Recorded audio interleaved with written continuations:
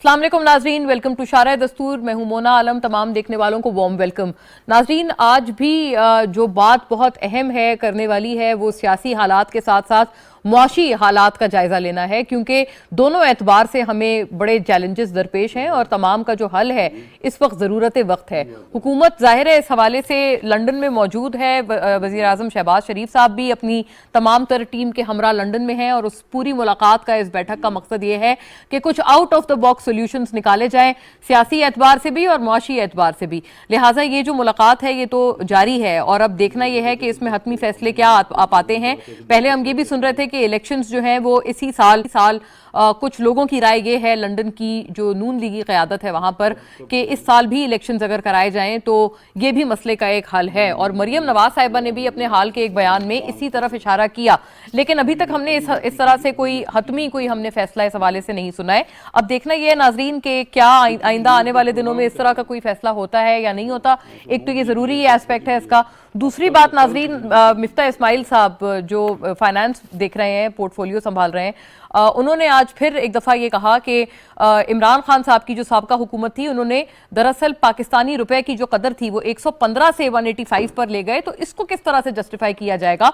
और ये वो इस बारे में उन्होंने ये बात की कि अब 185 से अगर हमने वापसी करनी है PKR की बनिस्बत डॉलर के, तो वो एक बहुत ही अपहिल टास्क है। लेकिन नाजरीन, अगर वाइव या उस कदर पर भी रुक जाता जो रुपए की गिरावट का सिलसिला था अगेंस्ट द डॉलर, तब भी हम गनीमत समझते, क्योंकि इस वक्त तो 193 और 195 जो है PKR पर USD पहुंचा हुआ है।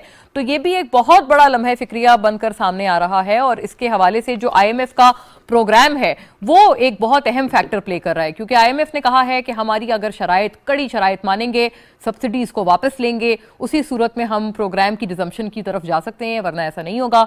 जो दोस्त ममालिक हैं वो भी कहते हैं कि IMF अगर आपको ओके करता है या आपको नोट देता है, तब हम बात आप हमसे करें, तब हम आपको माली मुआवनत देंगे, अपनी जो सपोर्ट है उसको हम आपके साथ कंटिन्यूड रखेंगे। लेकिन अगर IMF ने भी आपको नहीं ओके किया तो फिर हमारी तरफ से भी ये चीज़ें मुश्किल हो जाएंगी। तो लिहाजा नाज़रीन, तमाम जो चीज़ें हैं हमें नज़र आता है कि पिवट हो गई हैं एक तरह से IMF के इस प्रोग्राम पे। क्या मुआशी सतह पर कोई इस तरह का out of the box solution मुमकिन है?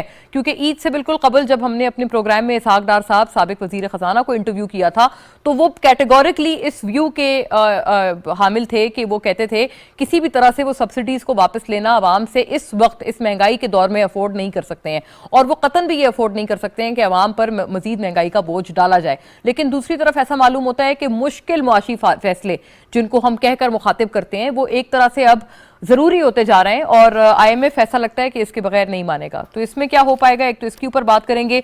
दूसरा नाजरीन, जो मईशत के अलावा जो सियासी मंजरनामा है उसके ऊपर भी बात करना जरूरी होगा, क्योंकि इतलात ये मौसूल हो रही हैं कि लंदन की तमाम बैठक में ये भी फैसले किए गए हैं कि जो कानून है वो अपना रास्ता इख्तियार करे, और ख़ास तौर पर PTI चेयरमैन यानी साबिक वज़ीर आज़म इमरान खान के हवाले से उन्होंने कहा है कि मज़ीद जो सबूत और शवाहिद हैं वो लाए जाएंगे सामने।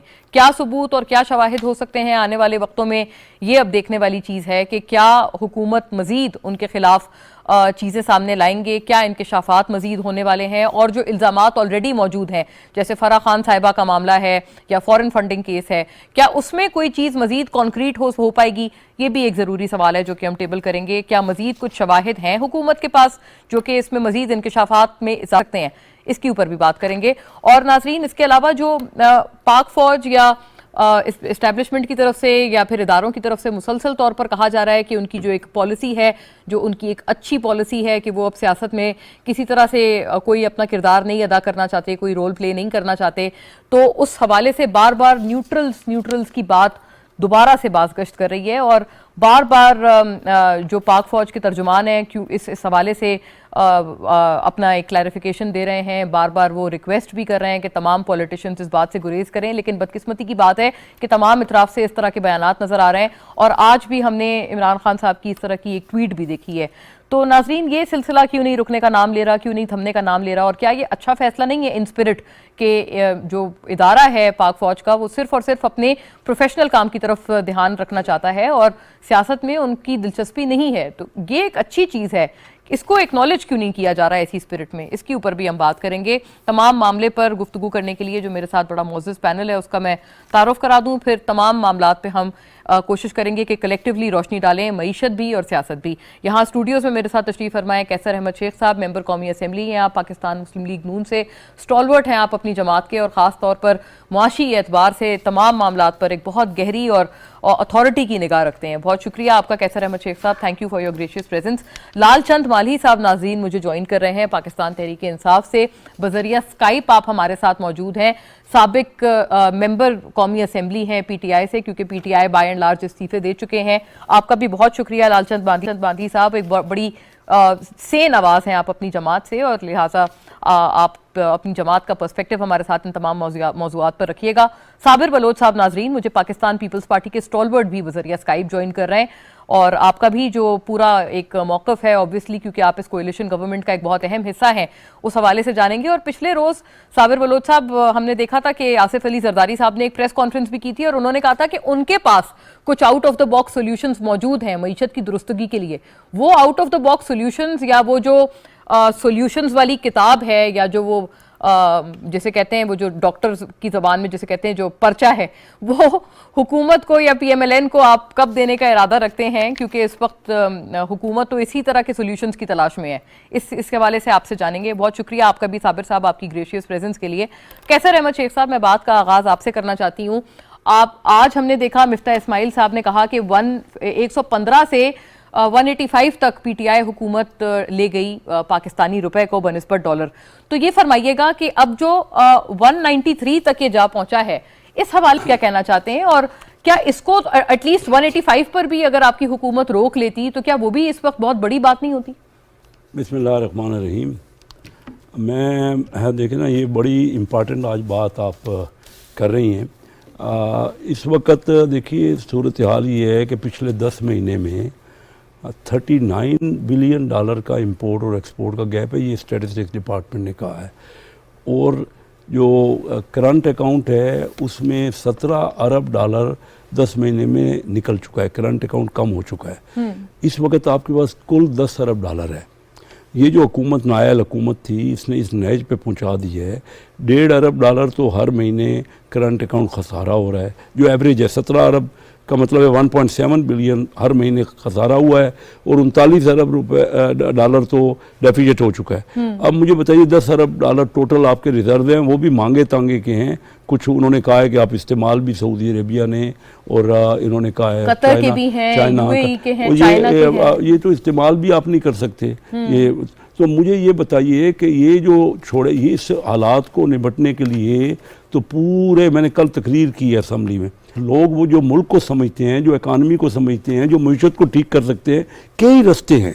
पर आप तो सिर्फ वक्ती तौर पे बैठने को तैयार हैं कि आज अगर IMF आपको 3 अरब डॉलर और दे भी देगा तो वो तो आपका 2 महीने में ख़त्म हो जाएगा, वो भी तो आप फिर हाथ फैलाएंगे। ये बात ये है कि हमारे अपने मुल्क में ये क्यों नहीं करते हम? कैसर साहब एक बात जरूर फरमाइएगा, इन्हीं रिजर्व्स की सिचुएशन पर अगर 185 पर भी हमने रखा हुआ था डॉलर, तो वो भी गनीमत था, क्योंकि अब तो इससे भी ज्यादा गिर रहा है।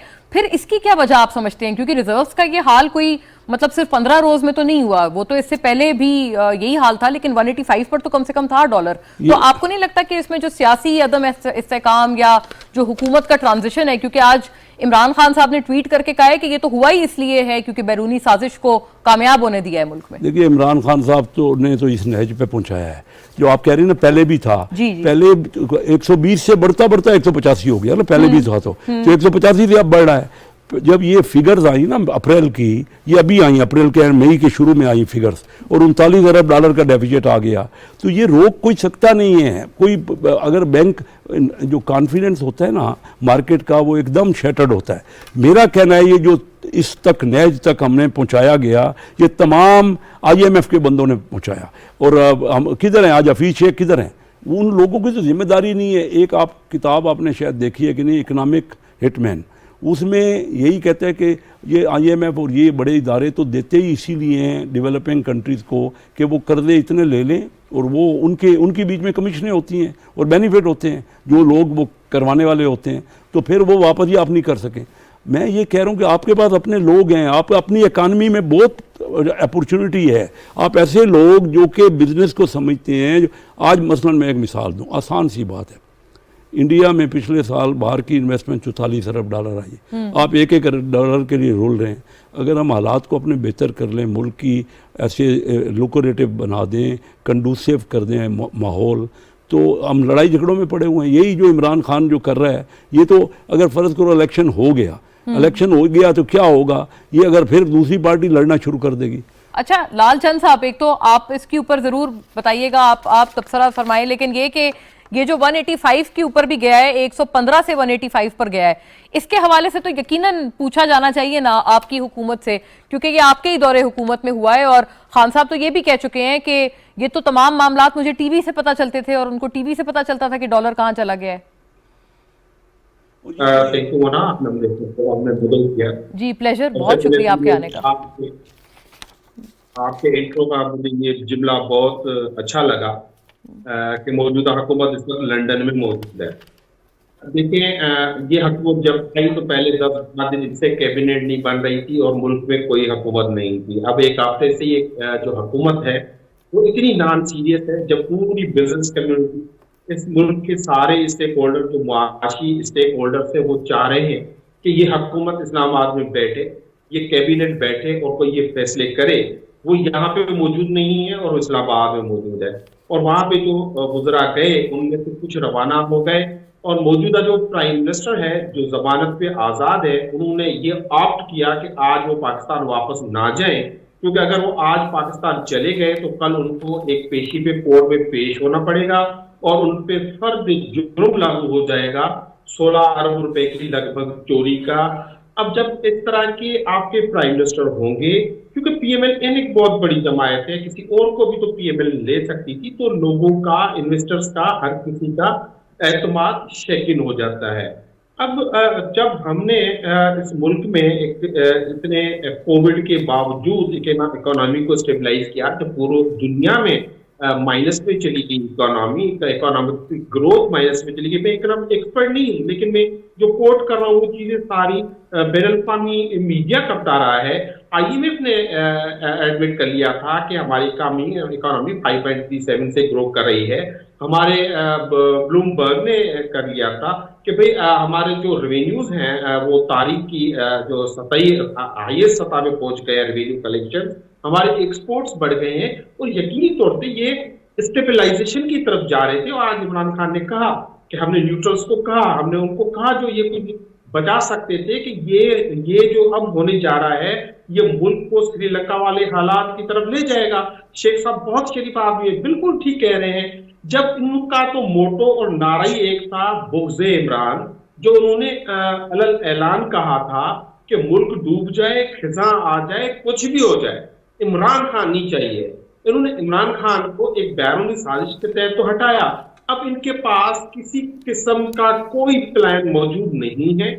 ये लंदन में भी पाकिस्तान की कौम के खर्चे पे जमा हुए, वहां जाने के बाद उन्होंने पाक किताब पे कसमें खाई हैं कि हम जो बातें करेंगे, ये जो बोल रहे हैं। लेकिन लालचंद साहब, एक जो डॉलर के ऊपर जो मेरा आपसे बुनियादी मरकजी सवाल था उसके ऊपर भी जवाब फरमाइए कि जी 2019 में ये इंटरव्यू हुआ था खान साहब का, तब कोविड नहीं आया था, और उस वक्त उनसे पूछा गया कि ये क्या आप जवाब इसका देंगे, या जवाब क्या वो समझते हैं कि डॉलर के बनिस्बत रुपया गिरता चला जा रहा है, तो उन्होंने कहा मुझे तो टीवी से पता चला है। देखिए मुनक्की, ये आप 4 साल 5 साल पुराने सवाल आपके पूछ रहे, लेकिन सुने ना मेरी बात ये है कि जब ये हुकूमत गई थी तब तो $20 बिलियन का जो है करंट अकाउंट डिफिसिट छोड़ के गए थे। इनको याद नहीं है क्या वो आके जो हमें खान साहब को कुछ ममालिक से, कुछ दोस्त ममालिक से पैसे लेने पड़ गए थे उस करंट अकाउंट डिफिसिट को कवर करने के लिए? क्या ये उनको याद नहीं है? क्या ये इनको याद नहीं है कि ये किस किस्म की जो बारूदी सुरंगें हमारे लिए बिछा के गए थे? तो ये सारा हमारे लिए तो बंदोबस्त करके गए थे। हमने आके 176 पे 75 पे आके अब डॉलर को स्टेबलाइज तो कर लिया था, और इनको पता, और वो भी कोविड के बावजूद, जब ये सब मुतालबा कर रहे थे कि कोविड में पाकिस्तान को बंद कर दो, पूरा पाकिस्तान लॉकडाउन कर दो, तो अगर वो इनका कहना मानते तो ये कब के 250 रुपए का हो चुका होता। अब इनमें जो अंदरूनी इख्तिलाफात हैं वो बहुत शदीद हैं। ये कोई भी, ये मौजूदा हुकूमत डिसीजन लेने के पावर में नहीं है, पोजीशन में नहीं है। अब मैं आपको बता रहा था कि लंदन में भी पाक किताब पे कस्में ली गई, ये रिपोर्ट हुआ है कि वहां पे जो बातें होगी ये अनाउंस नहीं करनी है, ये इत्तेहादियों को आपको एतमाद में लेना है। अब 13 इत्तेहादी हैं, इनको एक कोई इमरजेंसी फैसला, इनके पास 13 दिन नहीं है और उनको एक दिन लगेगा, ये 13 इत्तेहादियों को एतमाद में लेंगे। ये बिल्कुल शेख साहब कह रहे हैं, ये जो मिफ्ता साहब हैं इन्होंने इलेक्शन हारा है। अब वो कल को जिन्होंने इनको हराया है, मंदोखेल साहब ने, वो कल कौमी असेंबली में खड़े होकर कह रहे थे कि मैंने उनको इलेक्शन हराया, मैं आखिरी सीटों पे खड़ा हूं और उनको वजीर बना के बिठा दिया है। तो देखिए मोना, जब तक पॉलिटिकल स्टेबिलिटी इस मुल्क में नहीं आएगी, असल तो यही प्रॉब्लम है। मैं जरा इसी बात को लेकर आगे चलूं, क्योंकि ये तमाम तर बातें आपने जो फरमाई हैं, लेकिन साथ साथ ये जो डॉलर के हवाले से आपने कहा कि, क्योंकि आपने कहा ना बारूदी सुरंगें, अभी ये लोग भी यही कह रहे हैं आपके बारे में कि इनके लिए आपने बारूदी सुरंगें बिछाई थी। तो अभी जरा पूछते हैं, कर लेते हैं, ये बैरूनी साजिश का हिस्सा ना साहब से भी पूछते हैं। साबिर साहब, रह गया था इलेक्शन में, 1 साल के बाद आके इलेक्शन लड़के आ जाते फ्रेश मैंडेट के साथ, सही हो गया। वो कह रहे हैं कि इकोनॉमी को उस वक्त नागुज़ीर नुकसानात हो जाने थे। साबिर साहब, ये इकोनॉमी को जो नुकसानात अभी लालचंद साहब ने कहा है, यही पीटीआई का भी मौक़िफ़ है कि जी रुक जाते इलेक्शंस के लिए और फिर उसके बाद अपनी टर्न पे इलेक्शंस लड़के और जीत के फिर आते हुकूमत बनाते। साबिर साहब, लंदन की मुलाकातों से आप बतौर इत्तेहादी इस हुकूमत के क्या तवक्को रखते हैं? एक तो ये, और दूसरी बात जो जरदारी साहब ने कहा कि आपके पास कोई पर्चा है नुस्खे का, वो नुस्खे का पर्चा आप क्यों नहीं दे देते सर पीएमएलएन के तमाम लोगों को जो मईशत संभाल रहे हैं? देखिए मोना, बात यह है कि लंदन का जो मुलाकात है उनका लीडर लंदन में बैठा हुआ है और वो कहते हैं कि जी कि उसकी तबीयत ठीक नहीं है और वो ट्रेवल नहीं कर सकता, डॉक्टरों ने उसको आने से मना कर दिया है। लेकिन अब अगर उन्होंने वहां पे लंदन में बैठ के, इसमें कोई शक नहीं है, सब जानते हैं कि जी कि मुस्लिम लीग नून का लीडर नवाज शरीफ है। अब नवाज शरीफ अगर वहां बैठ के अपने जो है ना कुछ लीडरान को या अपने पार्टी के कुछ सीनियर लोगों को वहां पे बुला के उनके साथ कोई कंसल्टेशन करे, तो इसमें हार्म क्या है, इसमें नुकसान क्या है, इसमें कौन सी ऐसी बात है कि जिससे इख्तलाफ किया जाए? अच्छा, उन्होंने हर वो शख्स को, उसके जो सीनियर लीडर्स हैं, अब अगर वो सब वजीर हैं तो जाहिर है कि उनको बुला के उनको कंसल्ट तो करेगा, उनको छोड़ेगा तो नहीं। यहाँ तो वो आ नहीं सकता अभी फिलहाल, शायद डॉक्टर्स ने मना किया उसको। बहरहाल ये ऐसा कोई इशू नहीं है कि जिसको इतना जो ना बड़ा चढ़ा के कहा जाए कि जी कहाँ बुलाया गया और कहाँ नहीं बुलाया गया। दुनिया में हमेशा ऐसे होते रहे, लीडरान ने अब जहां पर भी हुए हैं उन्होंने अपने लोगों को बुला के उनसे कंसल्टेशन की है। अच्छा, दूसरी बात यह कि आपने ये फरमाया इकोनॉमिक जो कंडीशन है मुल्क के, इसमें कोई शक नहीं कि आपका मुल्क एक बहुत बड़े बहरान में है इकोनॉमिकली, और एक ऐसे बहरान में है कि ये अनबिलीवेबल है, ये अपनी इंतहा तक पहुंच चुकी है और इसको कंट्रोल करना एक बहुत बड़ा मुश्किल काम भी है। ये इतना आसान नहीं है कि जिस तरह जो है ना ऐसे कहा जाए कि ये इस तरह होगा और उस तरह होगा। हमारे लीडर जरदारी साहब ने कहा है कि जी के इसको ठीक कर सकते हैं। पीपल्स पार्टी ने हमेशा बहरानों में मुल्क को निकाला है बहरानों से, और जरदारी साहब आपको पता है कि वो इस मामले में सियासत में वो एक फुल टाइम पॉलिटिशियन है। उसकी निगाह हमेशा सुबह शाम दोपहर सियासत पे होती है और मुल्क की इकोनॉमी पे होती है, और इकोनॉमी पे चाहे वो प्राइवेट हो या चाहे हुकूमती अदारे हो, उसकी काफी गिरफ्त है और उसकी काफी नॉलेज है उस पर, और उसकी काफी बड़ी उसकी एक टेक्निकल नो हाउ है। अच्छा, अब अगर वो कहते हैं कि देखें बात यह है कि बहरान चाहे सियासी हो या चाहे इकोनॉमिक बहरान हो, उसके लिए आपके मुल्क में आपको एक हार्मनी की जरूरत पड़ती है, एक सुकून की जरूरत पड़ती है, ताकि पुरसुकून होके लोग इन चीजों को निपटें और इन चीजों को देखें। ये नहीं हो सकता कि जरदारी साहब इस पे सोचना शुरू कर दें और मुल्क को बहरान से निकालने के लिए वो अपनी सर्विसेज ऑफर जिस तरह उन्होंने की है, और इंशाल्लाह जब उन्होंने कहा है तो उसके पास उसका हल है। और ये उन्होंने बहुत पहले भी कहा था, एक दफा नहीं 3-4 दफा कहा था कि जनाब इकोनॉमिक बहरानों का हल है मेरे पास, लेकिन किसी ने तवज्जो इमरान साहब ने नहीं दी उस जमाने में। पर लेकिन अब उसके तजुर्बात से फायदा उठाना चाहिए। लेकिन एक शर्त ये भी है जो मैं अपनी तरफ से कह रहा हूं कि आप उसको पुरसुकून रहने दें, आप उसको सुकून से काम करने दें। ये रोज आप जो है ना ये जलाओ गिराओ और फलाना और जलसे जुलूस और ये और वो कि इस्लामाबाद को बंद करूंगा, फलाने लोग मारे जाएंगे, इतने लोग कत्ल होंगे, शेख रशीद साहब ऑलरेडी पहले ही से कह रहे हैं कि इतने खून बहेगा और फलाना होगा। इससे मुल्क के हालात खराब हो सकते हैं, इससे कम नहीं हो सकते। अच्छा साबिर साहब, आपने यही कहा ना, आपने भी फरमाया कि जरदारी साहब के पास है नुस्खा और वो जानते हैं कि मईशत के हालात कैसे ठीक करने। तो यही है मेरा आपसे अर्ज है कि क्या आपने बतौर इत्तेहादी के तमाम तर जो सोल्यूशंस हैं वो PMLN के लोगों के साथ बांटे हैं, क्योंकि वो तो यही सोल्यूशंस तलाश करने लंदन गए हुए? नहीं, देखिए लंदन में मेरा नहीं ख्याल कि वो किसी इकोनॉमिक सोल्यूशन की तरफ गए हुए हैं। वो तो अपने लीडर से मुमकिन है कि जाहिर है कि ये बातें तो होंगी, लेकिन बात यह है कि देखें, यानी जरदारी साहब के तजर्बे से तो आप भी वाकिफ हैं, मैं भी वाकिफ हूँ, हम तो खैर जानते ही हैं, दुनिया उसको जानती है, दुनिया ने उसको तस्लीम किया है, वो एक समझदार शख्स है और वो बड़ी उसकी गहरी निगाह भी है और वो इज वरिड आल्सो, इन मामलात में वरिड भी है। अच्छा, बात असल में बुनियादी जो मैं आपसे ये कर रहा हूँ वो ये है कि आप उसको वक्त दें, उसको टाइम दें, उसके जो प्रपोजल्स हैं, उसके जो सजेशंस हैं। देखो मोना जी, एक बात मैं आपको बताऊं, आप ये बात अपने जहन से निकालें कि जी कि इस वक्त पाकिस्तान में पीपल्स पार्टी की हुकूमत है। इस वक्त पीपल्स पार्टी की हुकूमत नहीं है, पीपल्स पार्टी एक छोटा सा पावर शेयरिंग में जरूर है, लेकिन यह है कि कंप्लीटली जो पॉलिसी मैटर्स हैं, जो कुछ हैं, वो नवाज शरीफ साहब के पार्टी के इख्तियार में है। प्राइम मिनिस्टर डिसाइड करने वाले हैं शहबाज शरीफ साहब। ओ नहीं सर, ये तो आपने बड़ा अहम बयान दे दिया, क्योंकि आप तमाम तर वो जो लोग थे जो टूटे थे वो तो गए ही सिंध हाउस थे, और आप तो इसके ऊपर सबसे ज्यादा, मैं तो समझती हूँ कि PMLN से ज्यादा आप लोगों ने अपना एक किरदार अदा किया था PTI हुकूमत को घर भेजने के लिए। फॉरेन मिनिस्टर आपके हैं, और आप क्यों ऐसा तासुर लेते हैं कि आपके स्टेक्स कम है इस हुकूमत में? नहीं, ऐसी बात नहीं है। मैं जो कहने वाला हूं वो इसमें कोई शक नहीं कि पीपल्स पार्टी ने इमरान खान की हुकूमत को टॉपल करने में फ्रंट लाइन जो है ना ताकत का उसने शो किया अपना।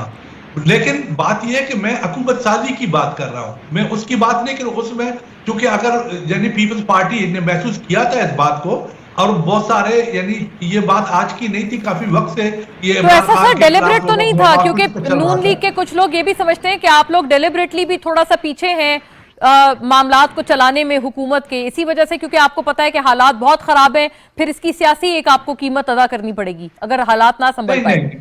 ये तासुर बिल्कुल गलत है, और हम जो ना हम ये बिल्कुल गलत बात है कि हम खुदा न खासा जो है ना अपने आप को दूर रखा है, कोई दूर नहीं रखा है, लेकिन मसला ये है कि जिम्मेदारियों की बात है। जो जिम्मेदारियां अब देखो, बात मैं आपको मोना जी, आपको मालूम है मोना कि देखो इमरान खान की हुकूमत की सबसे बुनियादी वजह जो है वो उसकी बैड गवर्नेंस, बहुत बुनियादी वजह ये थी। और दूसरी वजह उसकी ये थी कि उन लोगों ने कभी भी किसी अफेयर्स पे उन लोगों ने कोई टेक्निकल जो है ना वो काम नहीं किया। अब जाहिर है कि ये तजुर्बात तो पीपल्स पार्टी को तो है। अब अगर इस वक्त हम जो है ना जो हालात आप देख रहे हैं, इस वक्त अगर आप इलेक्शन की बात करेंगे या कुछ और चीजों की बात करेंगे तो जाहिर है कि आपके ध्यान जो है ना दूसरी चीजों से हट जाएगा, और दूसरी चीजों को आप करने नहीं देंगे। डॉलर बढ़ता जाएगा, गुर्बत बढ़ती जाएगी, काम और खराब होते जाएंगे। कैसर साहब, इसी जाहिर है हमने बात को आगे बढ़ाना है। इलेक्शंस का जो मामला है इसके ऊपर भी यही कहा जाता है कि इलेक्शंस पीपल्स पार्टी एक्चुअली चाहते हैं कि 2023 में ही हो, वरना आपकी जमात से तो कुछ लोगों का वाकईतन ये ख्याल है कि जल्दी इलेक्शंस करा दिए जाएं, क्योंकि इस वक्त जो हालात हैं वो किसी के कंट्रोल से बाहर हैं। और मरियम नवाज साहिबा ने भी गालिबन अपने एक प्रेस टॉक में कोई इस तरह का एक अंदिया दिया है। जी, हम हमेशा यही पहले भी कहते रहे हैं कि जल्द से जल्द इलेक्शन हो, लेकिन मैं आपको बता दूं कि ये जो माहौल बना हुआ है ना, इस माहौल में इलेक्शन नहीं हो सकते। माहौल इससे पहले हमें कोई चार्टर ऑफ डेमोक्रेसी करना पड़ेगा, सब पार्टियों को किसी लाया अमल के तहत आना पड़ेगा। इलेक्शन अगर हो जाते हैं, जो पार्टी हारेगी वो कहेगी मैं धरना देती हूँ। ये कोई अभी जो हमने माहौल बना दिए ना पाकिस्तान में, ये इलेक्शनों का नहीं है। और साथ आप खुद कह रही हैं कि इस्टेब्लिशमेंट कहते हैं, उन्होंने कहा जी हम न्यूट्रल है। अब जब दो लड़ रही हैं, दो पार्टियां गुत्थम गुत्ता हो रही हैं, खुद वो कह रहे हैं कि हम खूनी मार्च करेंगे, और शेख रशीद साहब का बयान ऑन रिकॉर्ड है, और फिर हम कह रहे हैं कि हम उनको निकलने। तो जब देखिए दोनों पार्टियां बड़ी पार्टियां हैं, पीपल पार्टी भी बड़ी पार्टी है। तो जब तक हम तमाम पार्टियां मिल के बैठ के, अगर हम सब मुहब्बत वतन पार्टियां हैं, ये इस वक्त जो इमरान खान साहब रोल प्ले कर रहे हैं ना, वो रोल ऐसा नहीं है कि जो कंडूसिव वो इलेक्शन करवाने का। तो इलेक्शन तो जब तक ये तय ना हो जाए, कोई माहौल नहीं बन जाए, क्या होगा, किस तरह इलेक्शन होगा, मुझे बताइए। इन हालात में आपस में खूनी एक झगड़े होंगे, हर जगह पे झगड़े होंगे। बात है कि एक असूल तो बन जाए ना। अगर हम सब मुहब्बत वतन पार्टियां हैं तो असूल के बगैर नहीं होगा। और दूसरा बड़ा अच्छा एक आपने कहा कि आसिफ जरदारी साहब ने कहा कि उनके पास हल है, बिल्कुल होगा, बड़े जहांदीदा आदमी हैं। कुछ हल देखिए, हल सबके पास हैं और भी हैं। देखिए मैं आपको बताऊं सीधी बात कि छोटे ताजरों को हमने कभी, हमारे यहाँ बड़ा बिजनेसमैन ही रहा, उन्होंने जो है ना वो असूल उन्हीं ये जो आपने इन्होंने पीटीआई ने ये टर्फ में जो दिया लोन, वो सारे कोई 200-300 बड़े कारोबारियों को, ये 400 कारोबारियों को मिल गया। लाखों लोग जो छोटे थे उनको तो कर्जा नहीं मिलता। इंडिया में तमाम कर्जे का 15% SMEs को मिलता है, बांग्लादेश में 12% मिलता है, पाकिस्तान में सिर्फ 7% मिलता है। हल ये है कि अपनी इकानमी को हम संभालें। ये जो नेशनलाइज यूनिट हैं जो घाटा कर रहे हैं, उसमें 4-5 हज़ार अरब रुपए लगा हुआ है पाकिस्तान की गवर्नमेंट का, और हर साल 700-800 अरब रुपए घाटा करते हो आप। आप 1-1 अरब डॉलर के लिए हाथ फैला रहे हो। ये तो ले भी लोगे, IMF दे भी देगा तो 2-3 महीने में। लेकिन सर प्राइवेटाइजेशन पे तो मुझे याद पड़ता है आप जब पिछले अपने दौरे हुकूमत में करना चाह रहे थे तो PTI और पीपल्स पार्टी दोनों ने मुखालफत की। मैं यही तो कह रहा हूं कि जब तक हम सब मिल के नहीं बैठेंगे, देखिए एनर्जी के जो मंसूबे हैं, जो हम सस्ती एनर्जी ले सकते थे, इतनी आजकल महंगी एनर्जी है, हमको सबसे पहला हल ये है कि हमको मिल के मुल्क के मफाद में बैठना पड़ेगा। उसके बाद मैं आपको बताऊं कि डायरेक्ट फॉरेन इन्वेस्टमेंट है, बड़ा आसान हल। अगर हम मुल्क का माहौल अच्छा बना लेंगे, आज देखिए इंडिया में पिछले साल, मैं बड़ी मिसाल कई बार दे चुका हूँ, 44 अरब डॉलर की पिछले साल उनके बाहर की कंपनियों ने पैसा लाया। हम तो 1-1 अरब डॉलर के लौट रहे हैं। कभी सऊदी अरेबिया के सामने हाथ उठाते फैलाते हैं, कभी चाइना, कभी IMF। 44 बिलियन डॉलर का मुफ्त में पैसा उनके पास आया इंडिया के पास पिछले साल, और हमारे यहाँ 1.5-2 अरब डॉलर आया। अगर हम अपने यहाँ अट्रैक्टिव मार्केट को बना लें, कारोबार, यहाँ फैसले अगर IMF वाले ही करते रहेंगे, पाकिस्तान में हुआ यही है। आप मुझे बता दीजिए कि इंडिया का देख लीजिए, उनकी इकानमी 1990 में 4 गुना थी, आज उनकी आबादी तो 6 गुना है। उनकी इकानमी पाकिस्तान से 1990 में 4 गुना थी, पर कैपिटा उनका हमसे कम था। आज वो 11 गुना हो गए हैं, उनका पर कैपिटा हमसे डबल हो गए। उनके यहाँ क्या IMF वाले फाइनेंस मिनिस्टर बनते हैं हर बार, वो लोग उनके पास क्यों पार्लियामेंट से, वो लोग आगे कैसे उनकी इकानमी को बेहतर कर लिए। जब तक आप प्राइवेट सेक्टर को बूस्ट नहीं करेंगे, आपके मुल्क में तो बहुत पोटेंशियल है। अच्छा सर, एक और बात ये भी फरमाइएगा कि पीपल्स पार्टी आपको क्या लगता है कि कितनी मदद वो आपको दे रहे हैं रनिंग ऑफ अफेयर्स में इस वक्त? आपको ऐसा तो नहीं लग रहा कि वो पीछे हैं, आपके ऊपर ज्यादा इसका सियासी बोझ आ रहा है? देखिए इस वक्त तो हम सब मिलके हैं, हम सबको एक दूसरे ऊपर कॉन्फिडेंस करना चाहिए। मैं समझता हूँ और पार्टियों को भी, PTI को भी साथ मिलाना चाहिए। चार्टर ऑफ जो, उसके बगैर नहीं आपका मुल्क फेल हो रहा है। मैं बार बार ये कह रहा हूँ, इस वक्त का मामला सिर्फ ये है, इलेक्शन इस वक्त की इंपॉर्टेंस नहीं है। इलेक्शन हो भी जाएंगे तो क्या होगा। बिल्कुल, अच्छा ये आपने बड़ा एक वैलिड बात इस वक्त हमें पीपल पार्टी के साथ, दूसरी पार्टियों के साथ, हमारे मुल्क के मामले में हम तो कहते रहे उस वक्त भी चार्टर ऑफ इकोनॉमी की बात करते रहे। मैं भी खड़ा होकर सबसे पहले मियाँ शहबाज शरीफ साहब ने कहा, फिर बिलावल भुट्टो साहब ने कहा, वो उस वक्त हम अपोजिशन में कहते थे कि ये NRO मांग रहे हैं। अब तो हम चलो हुकूमत में हैं। मैं पाकिस्तान मुस्लिम लीग की बिजनेस और कॉमर्स विंग का सदर हूं। मैं कहता हूं, इनको कहता हूं, आइए बैठिए, मुल्क बचाइए, मुल्क खत्म। मैं आपको क्लियर वार्न कर रहा हूं, मैंने कल असेंबली में यही तकरीर की है। अब हमारे पास टाइम नहीं है। अगर हम ये झगड़े करते रहेंगे तो ज्यादा, कोई हमें कॉन्फिडेंस ही नहीं दे रहा। हमें समझ नहीं आ रही कि 200 और 35 की बातें कर रहे हैं, और ये पता नहीं कहाँ चला जाएगा हमारा, और क्या लोगों का क्या बनेगा। हम गरीब आदमी पे हम डायरेक्ट टैक्स लगाए। मैं आपको बताऊं, एक आखिरी बात करना चाह रहा हूं कि टैक्स जो हमने लगाया ना, जितने भी हुकूमतों ने, इनडायरेक्ट टैक्स यानी सेल टैक्स वगैरह, डायरेक्ट अमीर आदमी ने बहुत कमाया है पिछले 2 सालों में। मैं आप उनका नुमाइंदा हूं, मैं आपको कह रहा हूं, उनसे लेके गरीब आदमी, दरमियाने आदमी पे टैक्स दें, उनको सब्सिडी दें। अगर आपने, मैं जो है ना इसहाक डार साहब की बात को इंडोर्स करता हूं कि अगर आपने IMF की मनोआन बात मान ली और 50 रुपए डीजल महंगा कर दिया तो आम आदमी उसके बाद देखिए ना, तब होता अगर आप 115 डॉलर। इसहाक डार साहब का भी सर यही व्यू था। नहीं, मैं उसको क्यों कर रहा हूँ, सपोर्ट क्यों कर रहा हूँ ठीक है ना, $115 होता फिर तो बात है। ये कहते हैं हम कुछ दे नहीं रहे, क्यों नहीं दे रहे? डॉलर 115 से 190 कर दिया, महंगाई तो हो गई उससे। तो कितनी महंगाई बर्दाश्त करेगा? फिर आप कहते हैं कि नहीं ये और लगा दो, इस पे $50 और महंगा कर दो, नहीं चलेगा। हमें ज्यादा से ज्यादा अमीर आदमियों को, कोई तमाम को ज्यादा टैक्स देना पड़ेगा, क्योंकि हमने कमाया है और मुल्क हमारा हम सबका है। लालचंद साहब, ये इलेक्शंस वाली जो बात है ना, ये बड़े पते की बात की है अभी कैसर साहब ने, और मैं बड़ा जरूरी यही सवाल आपकी तरफ ले जा रही हूं कि इलेक्शंस अगर हो भी जाएं तो वो हतमी हल तो है नहीं, क्योंकि खान साहब ने ये कहा है अपने एक रीसेंट इंटरव्यू में कि जब तक उनको 2/3 नहीं मिलती वो हुकूमत नहीं बनाएंगे। तो यानी फिर क्या होगा? फिर अगर हुकूमत बनी तो वो फिर असेंबलीज डिसॉल्व करके फिर इलेक्शंस में जाएंगे, और इस वक्त अगर इलेक्शंस आप हार गए और हो गए इलेक्शन बगैर किसी इस्लाहात के, बगैर किसी चार्टर के, तो आप तो ऑब्वियसली उन्हें कबूल नहीं करेंगे। तो फिर क्या हम दोबारा एनार्की की तरफ चले जाएंगे?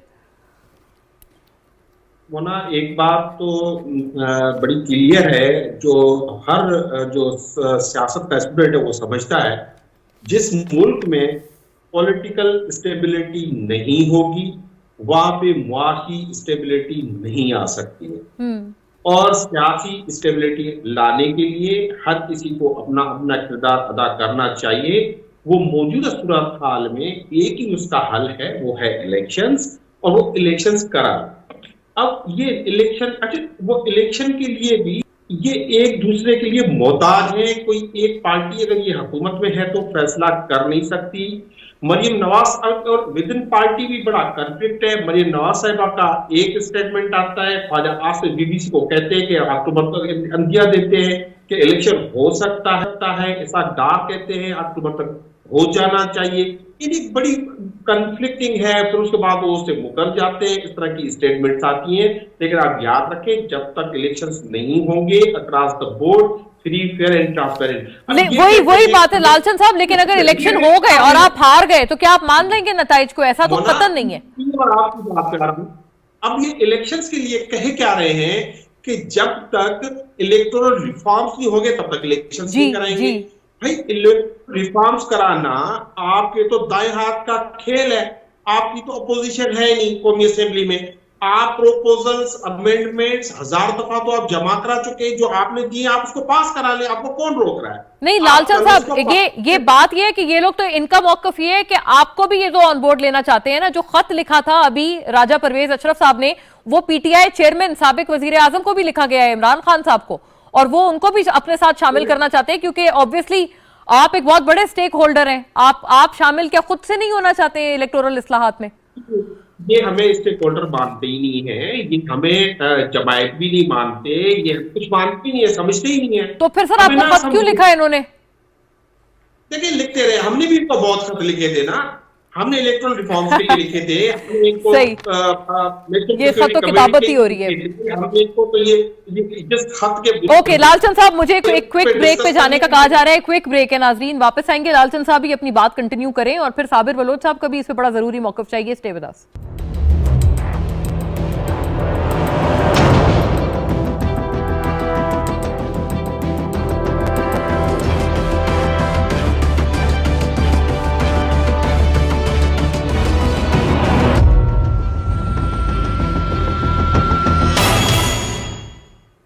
जी वेलकम बैक नाजरीन।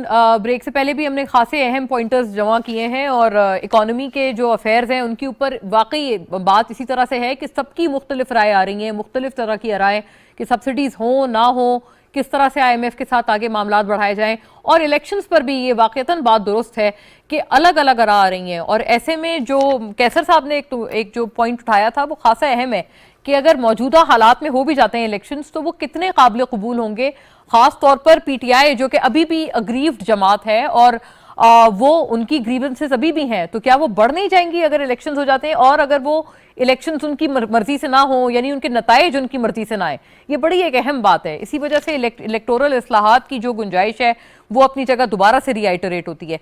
लालचंद साहब, आप इस पे अपना नुक्ता नजर मुकम्मल कीजिएगा। आपने कहा कि खत लिखने के बावजूद भी आप समझते हैं कि आपको स्टेक होल्डर नहीं समझा जा रहा मौजूदा हुकूमत की तरफ से, और आप ये कह रहे हैं कि आपने भी इन्हें बहुत खत लिखे थे।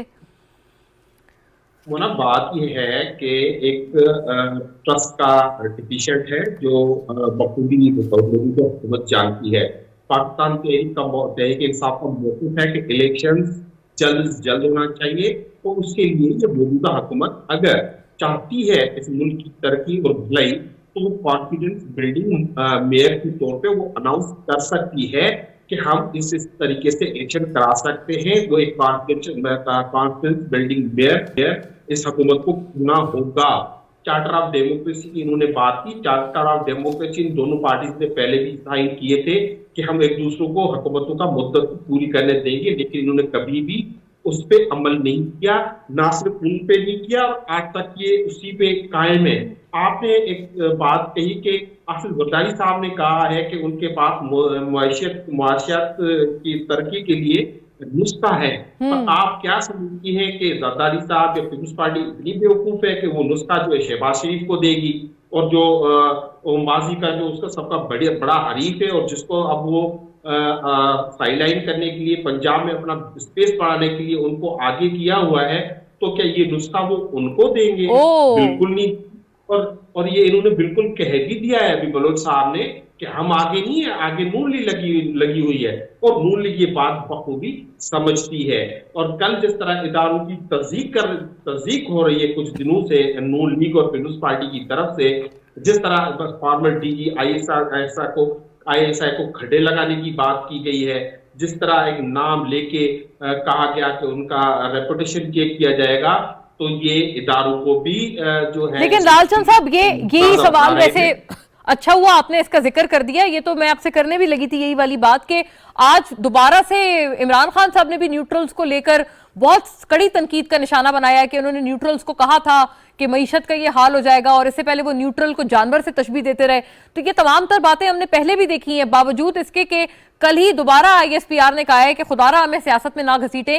फिर आज खान साहब ने दोबारा ऐसा ट्वीट क्यों कर दिया? देखिए, हमारी तनकीद हर उस शख्स के खिलाफ बनती है। अब देखिए, आप खुद सोचें, चले हमारे पास ये कहते थे कि मुआशी टीम नहीं थी, तो इनके पास तो कैसर शेख साहब जैसे, मिफ्ताह इस्माइल, इसाक डार और नेमित इतने बड़े मुआशी माहिर मौजूद थे, तो फिर इनको इस हालत में आने की जरूरत क्या थी जिसमें अब ये गोली ना वो निकल सकते हैं ना थूक सकते हैं। अब इनको पता नहीं है कि इनको करना क्या है। अब इनको पता है कि इनको छोटा सा डिस्ट्रीब्यूशन, यही मैं कह रही हूँ ना लालचंद साहब, वही वाली बात हुई। यही मेरा अर्थ था कि आपने भी तो ये न्यूट्रल्स वाली ट्वीट आज दोबारा कर दी ना खान साहब ने, जबकि उनको कल आईएसपीआर ने कहा है कि हमें ना घसीटें। देखिए मेरी बात कंप्लीट, और ये बात किसको, इस मुल्क के किस इदारे को पता नहीं थी? क्या जुडिशरी को पता नहीं थी? बस में वही बात हो गई ना कि ये हर चीज पता थी। वो अपना रोल उसमें प्ले कर सकते थे इस मुल्क की बेहतरी के लिए, पाकिस्तान तहरीक इंसाफ की बेहतरी के लिए नहीं। पाकिस्तान तहरीक इंसाफ के को इनके इन इकदाम से फायदा हुआ है, ये एक्सपोज हुए हैं, पाकिस्तान तहरीक इंसाफ पॉपुलर हुई है, इस वजह से हम इंसिस्ट कर रहे हैं। सही हो गया। अच्छा, आपकी यही बात है, वही आप तो उसको जस्टिफाई, आप उसको डिफेंड कर रहे हैं कि खान साहब ने जो आज ट्वीट की, लेकिन वही मेरा अर्थ था कि क्योंकि वो आईएसपीआर के उस जो उनकी जो बात है, उनकी बात की नफी खाती है इस चीज से। ये तमाम सियासतदानों को वैसे बाय द वे इस चीज का ख्याल रखना चाहिए। अब मैं अगर सबको ठीक है, किसने हमले किए? सही, साबिर साहब की तरफ भी जाऊं मैं। साबिर साहब को लेके ये कौन कहता था कि 65 की जंग आपने हराई, 71 की हराई, सियाचिन हराया, ये किसने कहा? वो वही मैं कह रही हूँ, यही मेरा अर्ज है कि वो पहले के बयानात, लेकिन कल के उस बयान के बाद खान साहब ने दोबारा यही ट्वीट कर दिया।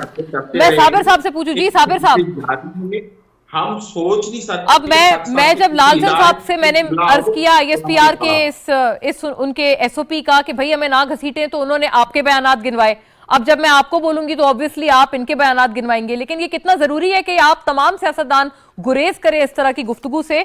और अभी लालचंद साहब ने जो बात की है वो कितनी आप समझते हैं कि बात आप उसको कैसे काउंटर करेंगे? वो कह रहे हैं कि जानबूझ के जरदारी साहब वो नुस्खे का पर्चा नहीं दे रहे नून लीग को।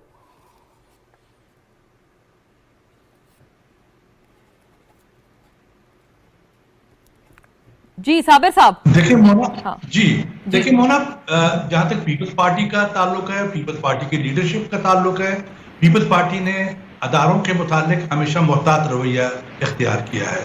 हमने खुदा न खास्ता कोई ऐसी न बात की है, न कोई ऐसा कोई काम किया है कि हमने, बल्कि इन अदारों को इस्तेहकाम देने के लिए, इनको मुतहद करने के लिए हमने बहुत बहुत बहुत बड़े काम किए उनके साथ। बड़ा कॉर्डियल रिलेशन रहा है। जुल्फिकार अली भुट्टो साहब के ज़माने में, मोहतरमा के ज़माने में आसिफ अली खान जरदारी साहब जब सदर थे उस जमाने में बड़े कॉर्डियल रिलेशंस थे हमारे, बड़े यानी एक दूसरे के साथ अदारों के साथ मिल के काम करने वाले थे।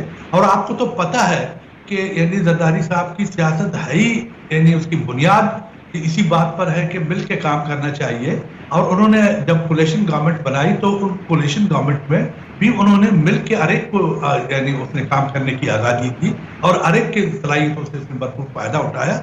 लेकिन मैं अनफॉर्चुनेटली बात यह है कि इस वक्त इमरान खान का जहां तक ताल्लुक है, इमरान खान वो ही बिलीव इन फाशिज्म, वो फाशिज्म पे बिलीव करता है, वो फाशिस्ट है। अच्छा, उसके फाशिज्म में जब तक के अदारे मुकम्मल तौर पर तबाह ना हो जाए तो उसकी ड्रीम जो है ना वो पूरी नहीं हो सकती। वो अब आप देखें कि अगर आर्मी ने, फौज ने, ISPR ने जब ये एक दफा नहीं 2 दफा 3 दफा कहा है कि जनाब के हम सियासत से बाहर हैं, हमें सियासत में मत उलझाओ, तो वो एंटी काफी होती है। किसी और जमात ने ऐसी कोई बात नहीं की, लेकिन इमरान खान नहीं, वो तो साबिर साहब जैसे ISPR ने, वो आपने देखा था जरदारी साहब की प्रेस कॉन्फ्रेंस में उन्होंने नाम लेके जो उनसे एक सवाल हुआ उस पे उन्होंने कहा कि उन्होंने कमेंट किया था जिसके ऊपर ISPR ने कहा कि नहीं कहना चाहिए था कॉर्प्स कमांडर पेशावर के हवाले से। देखिए मेरी बात सुनिए, वो मोना जी, वो जो जरदारी साहब ने जो फरमाया था वो एक सेंस ऑफ ह्यूमर था। किसी ने पूछा था कि जनाब, उसे बोला यार वो छोड़ो, वो कुड्डा लायन जो है ना एक आम सी लफ्ज है, एक यानी एक खुशी की बात है, या खुदा ना खास्ता ये क्रिटिसिज्म नहीं है, या कोई इतनी बड़ी चीज नहीं है कि जिस पर किसी को जो है ना वो आप मलायन करें। नहीं, जरदारी साहब इस मामले में बहुत मोहतात शख्स हैं और उन्होंने जो है ना वो उसका सेंस ऑफ ह्यूमर है, वो उन्होंने बड़ी ह्यूमरसली हंस के कहा कि जी वो तो ये, इसका मतलब ये कि वो आजकल, लेकिन सर उसका मतलब तो यही है ना, साइड लाइन होना, यही मतलब है। नहीं, वो ऐसी बात नहीं है। अगर जो लोग जिनका थोड़ा सा सेंस ऑफ ह्यूमर है तो वो समझते हैं, इन बातों को जानते हैं। मैं नहीं समझता हूँ कि यानी इवन जनरल फैज साहब खुद इस बात से उनको कोई तकलीफ पहुंची हो या उन्होंने बुरा महसूस किया होगा। I don't think so. ये एक जस्ट एक ह्यूमरस बात थी, एक जो है ना एक मजाक में उन्होंने कहा कि तो मतलब अच्छा, क्योंकि टाइम भी मेरे पास अब कमी है, ये भी फरमा दें। अभी लालचंद साहब ने एक और एक इल्जाम उन्होंने ये लगाया है कि आप जानबूझ के नुस्खा नहीं दे रहे नून लीग को मईशत ठीक करने का। आखिरी आपका जुमला आ जाए इस पे।